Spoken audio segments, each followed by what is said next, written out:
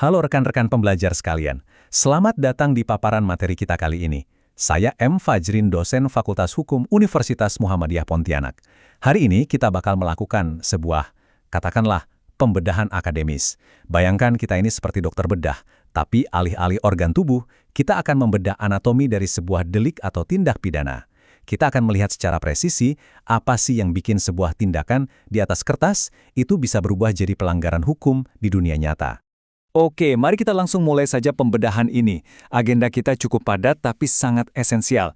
Kita mulai dari pengantar anatomi tindak pidana, lalu masuk lebih dalam membedah fisik actus reus, mengurai 3 elemen unsur objektifnya. Setelah itu, kita akan melihat bagaimana semua konsep ini bertransisi di KUHP Nasional 2023 dan akhirnya berujung pada penyesuaian pidana untuk tahun 2026.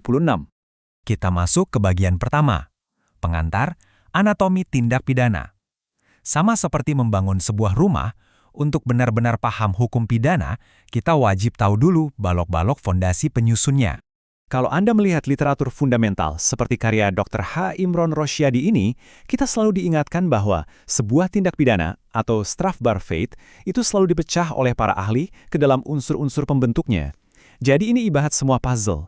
Kalau satu keping unsur saja hilang atau goyah, ya bangunan kejahatan itu tidak akan pernah berdiri tegak di mata hukum. Lanjut ke bagian kedua, membedah fisik actus reus.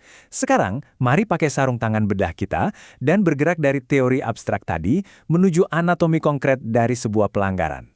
Nah, dalam ilmu hukum pidana, sebuah delik itu umumnya ibarat koin dengan dua sisi yang nggak bisa dipisahkan.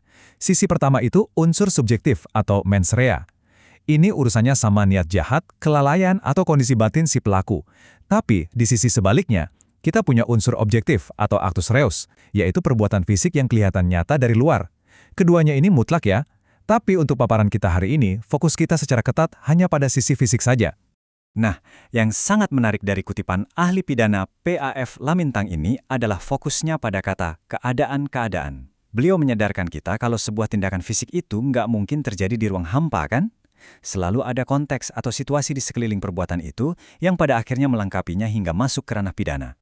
Biar lebih jelas, mari kita perhatikan definisi ini. Sederhananya, actus reus adalah perbuatan fisik, kelakuan, atau manifestasi lahiriah yang bertentangan dengan hukum. Ini adalah jangkar fisiknya. Maksudnya begini, tanpa adanya tindakan lahiriah, niat sejahat apapun di dalam hati seseorang itu nggak akan pernah bisa dihukum. Ingat, hukum pidana kita itu tidak menghukum isi pikiran, melainkan menghukum perbuatan. Oke, bagian ketiga. 3 elemen unsur objektif. Karena kita sudah tahu apa itu actus reus, sekarang mari kita pecah pilar fisik ini jadi 3 bagian yang sangat terukur. Inilah 3 pilar utamanya. Pertama, perbuatan. Kedua, akibat. Dan ketiga, keadaan yang menyertai. Pakar-pakar besar seperti Simons dan Muljatno selalu memakai aturan 3 ini. Saya ingin Anda mengingat betul 3 anak tangga ini, karena inilah kacamata yang dipakai langsung oleh penyidik, jaksa, dan hakim waktu mereka menganalisis sebuah kejadian di lapangan. Mari kita soroti pilar pertama, perbuatan.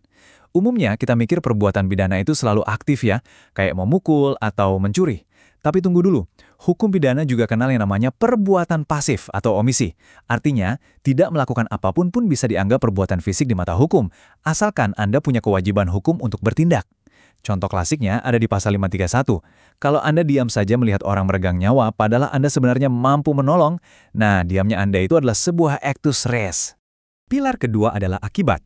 Jadi poin krusialnya di sini adalah tindakan fisik si pelaku harus secara langsung membuahkan hasil yang memang dilarang undang-undang. Contoh simpelnya, dalam kasus pembunuhan, akibat terlarangnya adalah hilangnya nyawa. Kalau pencurian, ya hilangnya harta benda milik orang lain. Tanpa adanya akibat yang dilarang ini, sebuah delik material nggak akan pernah tercipta dengan sempurna. Dan pilar yang ketiga adalah keadaan. Terkadang, perbuatan dan akibat saja belum cukup untuk bikin sesuatu jadi pidana kalau nggak terjadi dalam situasi tertentu. Ambil contoh pasal 281 tentang pelanggaran kesusilaan. Pasal itu secara eksplisit mensyaratkan perbuatannya harus dilakukan di muka umum atau open bar. Nah, keadaan di muka umum inilah yang mengunci unsur objektif tadi jadi satu kesatuan delik yang utuh. Masuk ke bagian keempat, transisi KUHP Nasional ke 2023. Semua doktrin klasik yang baru saja kita bedah tadi saat ini sedang mengalami evolusi yang luar biasa di Indonesia. Dan ini dengan sangat apik menggambarkan pergeseran monumental dalam sejarah hukum kita. Pengesahan undang-undang ini merestrukturisasi pandangan kita dari hukum warisan kolonial menuju hukum nasional yang bersumber pada nilai Pancasila. Unsur-unsur objektif sekarang dilihat dalam kacamata keadilan yang jauh lebih substantif. Kalau kita bandingkan, perbedaan transformatifnya kelihatan banget. Di KUHP lama kita yang kolonial, pendekatannya itu sangat formalistik dan subjek hukumnya terbatas cuma pada manusia alamiah saja. Tapi lihat di KUHP nasional kita sekarang, pendekatannya beralih ke keadilan substantif. Dan ini yang paling revolusioner, subjek hukum untuk unsur objektif kini mencakup korporasi.